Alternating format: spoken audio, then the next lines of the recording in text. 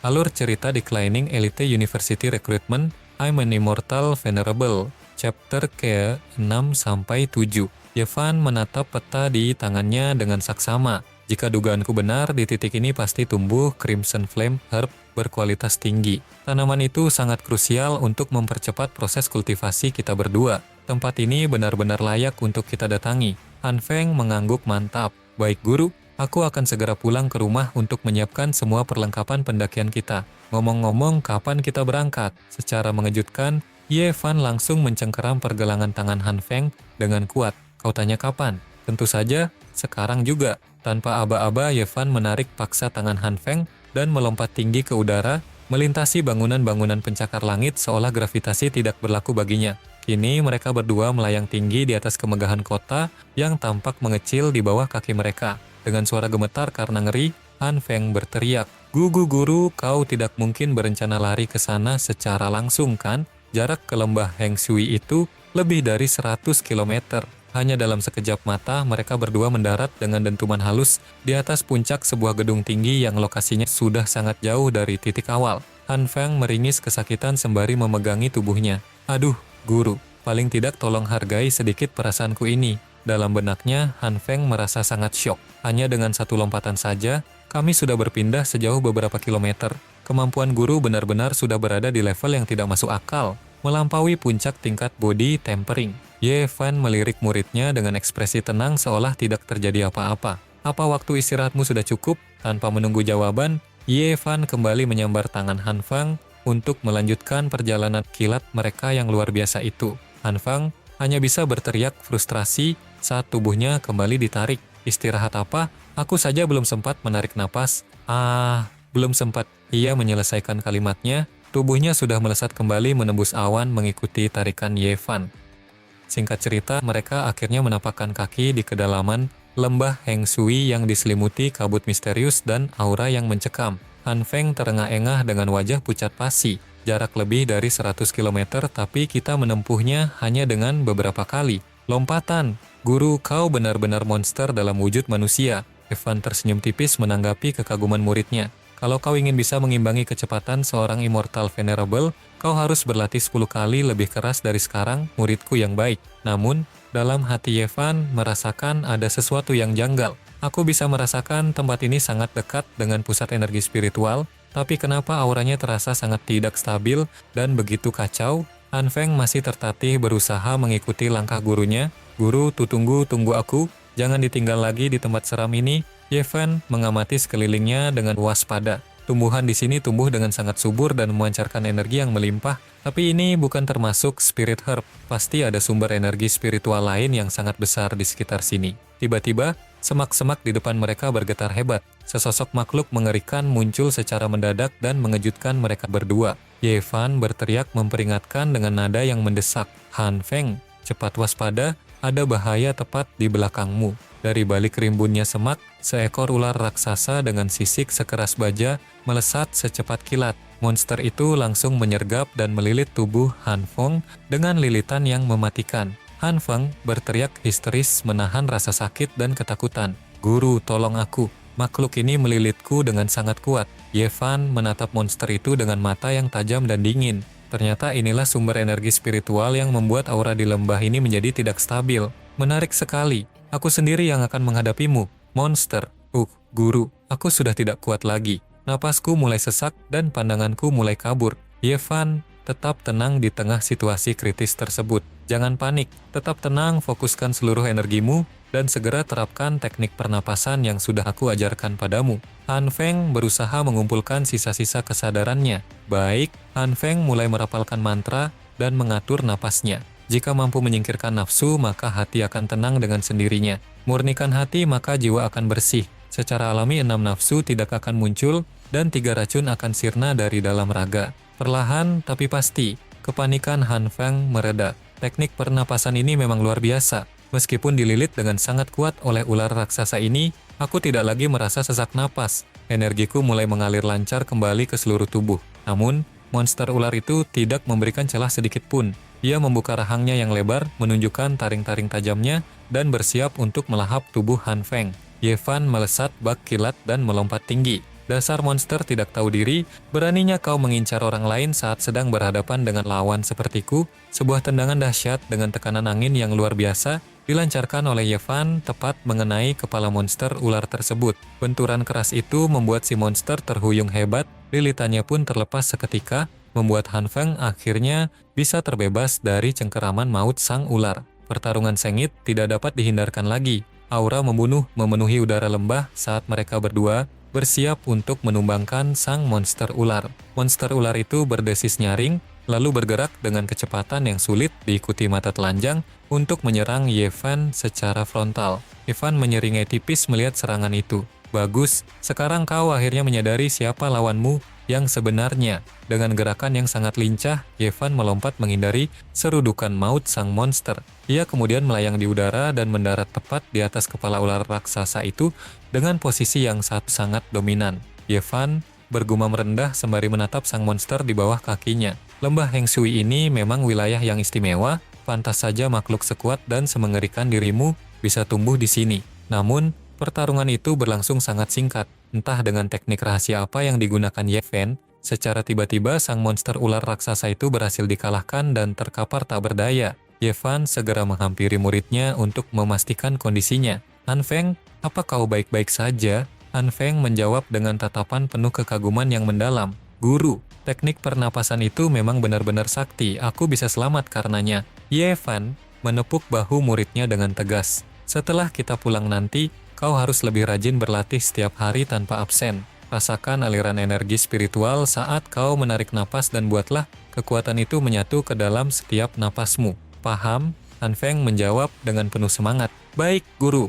Yevan tersenyum dalam hati melihat perkembangan muridnya. Keluarga Han memang pantas menyandang gelar sebagai keluarga kultivator. Meskipun bocah ini terkadang agak ceroboh, tapi bakat dan pemahamannya terhadap teknik tingkat tinggi tergolong cukup luar biasa. Sekarang saatnya kita manfaatkan monster ini untuk meningkatkan level kekuatan kita ke tingkat yang jauh lebih tinggi.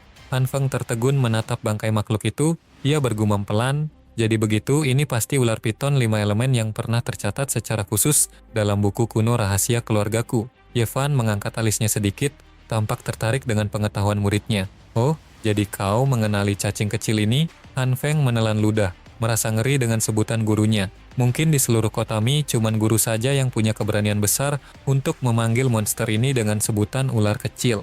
Han Feng melanjutkan dengan nada serius. Ular piton 5 elemen ini adalah penguasa spiritual di lembah Heng Shui. Kabarnya, makhluk ini sudah menyerap energi spiritual langit dan bumi selama ratusan tahun tanpa henti. Sudah tidak terhitung banyaknya pendekar kuat yang datang ke sini untuk menantangnya, tapi malangnya, mereka semua justru berakhir menjadi santapan lezat bagi monster ini. Yevan mengamati sisa-sisa energi yang menguar. Pantas saja energi spiritualnya terasa sangat melimpah dan padat. Hewan biasa tidak mungkin bisa mencapai tingkat kultivasi setinggi ini tanpa bantuan energi yang luar biasa. Mata Yevan berkilat tajam. Kalau begitu, tidak perlu membuang waktu lagi. Ayo kita murnikan energinya sekarang juga. Yevan mulai merapalkan mantra kuno dengan nada yang berat dan berwibawa. Pusaka langit dan bumi, energi murni yang kekal dan abadi, seraplah seluruh kekuatan yang terkandung di antara langit dan bumi, biarkan yin dan yang saling bersinergi dalam harmoni yang sempurna, menyatu dari dasar bumi terdalam hingga ke puncak langit tertinggi, wujudkan wujud sejatiku yang sebenarnya. Begitu mantra terakhir diucapkan, sepasang manik mata Yevan meledakkan cahaya keemasan yang sangat menyilaukan, membelah kegelapan lembah. Yevan mengembuskan napas panjang. Berhasil! Dengan satu gerakan tangan yang anggun namun bertenaga, Yevan melepaskan sebuah gelombang energi murni yang melesat terbang tinggi menembus cakrawala. Dari kejauhan, di balik bayang-bayang hutan, seseorang menyaksikan fenomena cahaya misterius itu dengan mata menyipit. Energi yang sangat kuat. Tekanan spiritual ini benar-benar tidak masuk akal. Pria misterius itu bergerak maju dengan kecepatan luar biasa menuju sumber cahaya. Apakah ada orang yang sedang melakukan kultivasi tingkat tinggi di gunung yang terpencil ini? Sementara itu di lokasi Yevan, ritual pemurnian telah selesai dengan sempurna. Yevan menyeka tangannya. Beres. Semuanya berjalan sesuai rencana. Talisman yang aku buat ini seharusnya sudah cukup untuk meningkatkan kekuatan fisik dan kultivasi kita secara signifikan dalam waktu singkat. Han Feng menatap lembaran kertas mantra di tangannya dengan takjub. Guru, sebenarnya apa fungsi utama dari talisman ini? Ia melanjutkan dengan heran. Talisman yang pernah aku lihat di pasar gelap sekalipun tidak pernah memiliki tekanan spiritual sekuat dan semurni ini. Yevan menjelaskan sambil berjalan. Power talisman ini memiliki kekuatan super yang sanggup membuat penggunanya mengeluarkan tenaga fisik yang luar biasa besar dalam sekejap mata. Selain itu, ada juga Vajra talisman untuk pertahanan mutlak dan teleportation talisman untuk berpindah tempat secara instan. Semuanya aku buat dengan memanfaatkan karakteristik unik dari energi spiritual yang diambil dari tubuh ular tadi. Tentu saja, aku sendiri juga sudah menyerap sebagian besar inti energinya secara langsung. Kekuatan jiwaku saat ini sudah hampir menyentuh batas body tempering tingkat puncak. Sedikit lagi dan aku akan melampauinya. Han Feng hanya bisa melongo mendengar hal itu. Padahal tingkat body tempering guru belum sampai ke tingkat puncak, tapi kekuatannya sudah seajaib ini. Aku benar-benar tidak bisa membayangkan akan jadi sekuat dan semengerikan apa guru di masa depan nanti. Tiba-tiba sebuah ide muncul di kepala Han Feng. Oh iya, guru. Bagaimana kalau kita mencoba pergi ke tempat asal munculnya ular piton 5 elemen tadi? Seingatku di dalam catatan buku tua itu tertulis sesuatu yang sangat menarik. Ular piton 5 elemen itu sebenarnya bertugas menjaga sebuah kebun spirit herb yang sangat langka di kedalaman lembah Heng Shui ini. Yevan menghentikan langkahnya, matanya berbinar. Sekarang karena aku sudah mengalahkannya, itu berarti semua tanaman dan benda spiritual di kebun itu secara otomatis akan menjadi milik kita, bukan? Han Feng mengangguk antusias. Benar sekali guru, itulah yang aku maksud. Yevan menepuk bahu Han Feng sambil tersenyum tipis. Tidak kusangka wawasanmu cukup luas juga. Ini benar-benar di luar dugaanku, Tuan Muda Han. Han Feng terkekeh bangga. Hehe, terima kasih atas pujiannya, guru.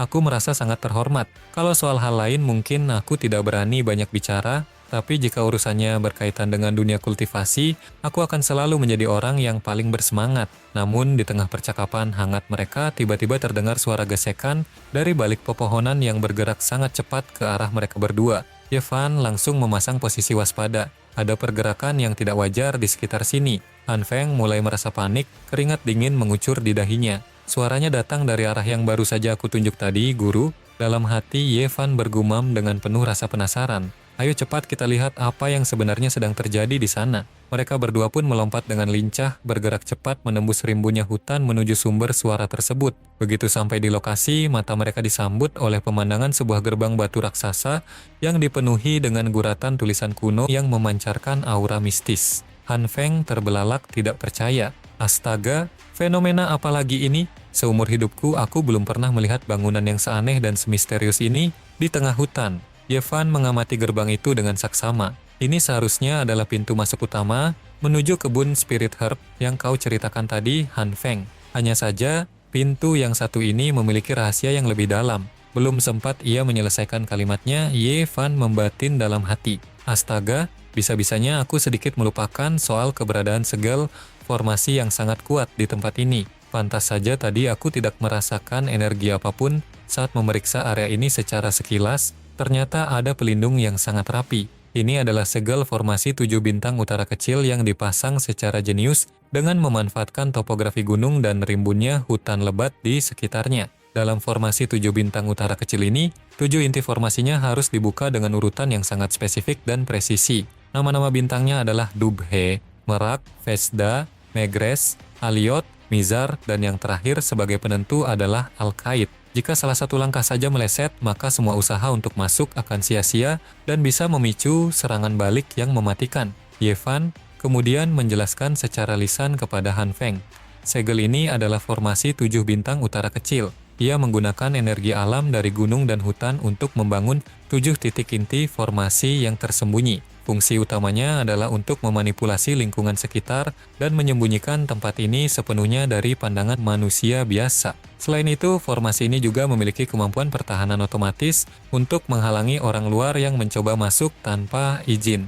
Mendengar penjelasan Yevan yang begitu detail dan rumit, Han Feng dengan cepat mengeluarkan buku catatannya dan menulis setiap kata yang diucapkan gurunya. Yevan menunjuk ke sebuah titik di tanah. Kurasa ini adalah lokasi untuk bintang Dubhe. Ia kemudian melangkah 7 langkah tepat ke arah barat, itu adalah posisi untuk bintang Merak. Jika kita mengikuti pola pergerakan bintang itu dengan benar, maka struktur formasi 7 bintang akan terbentuk dan segelnya akan melemah. Han Feng mengamati dengan takjub. Oh, jadi begitu cara kerjanya. Guru sedang membuka setiap inti formasinya satu persatu supaya segel utama gerbang ini bisa terbuka lebar. Yevan berdiri tegak setelah menyelesaikan langkah terakhirnya. 7 inti formasi sudah berhasil dibuka. Sekarang kita bisa melewati pintu gerbang itu dengan aman. Han Feng menggelengkan kepalanya, merasa gurunya semakin misterius. Bahkan formasi kuno yang kabarnya sudah hilang dari peradaban pun kau ketahui dengan sangat mudah.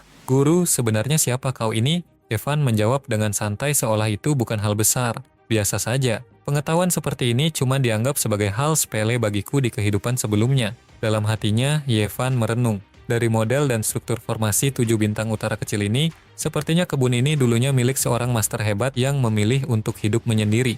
Di bumi yang sudah memasuki era krisis energi spiritual ini, masih bisa menemukan warisan murni seperti ini adalah sebuah keberuntungan yang luar biasa. Takdir benar-benar sedang membantuku. Namun di tengah lamunannya, indera tajam Yevan tiba-tiba menyadari sesuatu yang berbahaya sedang meluncur ke arahnya. Sebuah serangan energi yang sangat cepat melesat dan berhasil menggores pipi Yevan meninggalkan bekas luka tipis. Lalu serangan susulan kembali datang, namun kali ini Yevan berhasil menghindarinya dengan gerakan salto yang sangat cepat. Sesosok pria misterius berjubah hitam tiba-tiba sudah berdiri di sana. Ia bergerak secepat bayangan dan dalam sekejap sudah menangkap Han Feng yang kini langsung jatuh tidak sadarkan diri di tangannya. Yevan menatap tajam pria itu dengan aura yang mulai memanas. Beraninya kau menyerangku secara diam-diam dan menyentuh muridku. Siapa kau sebenarnya? Pria berjubah hitam itu menyahut dengan suara yang berat dan penuh ancaman. Itu adalah pertanyaanku, anak muda. Kau siapa? Dari mana kau bisa tahu cara membuka segel formasi kuno yang sangat rumit ini? Pria berjubah hitam itu mulai mengeluarkan aura gelap yang sangat pekat di telapak tangannya, lalu mengarahkannya tepat ke arah Yevan sebagai peringatan. Pria berjubah hitam itu mendesis. Jujur saja padaku, kau berasal dari sekte mana? Kalau kau tidak mau bicara jujur, maka kau dan murid kecilmu yang tidak berguna ini akan kubunuh dan kukubur di lembah ini sekarang juga. Siapakah pria misterius berjubah hitam ini? Dia terlihat memiliki level kekuatan yang sangat tinggi dan mengintimidasi. Apakah akan terjadi sebuah pertarungan hidup dan mati yang sangat sengit? Mari kita nantikan kelanjutan kisahnya di chapter selanjutnya.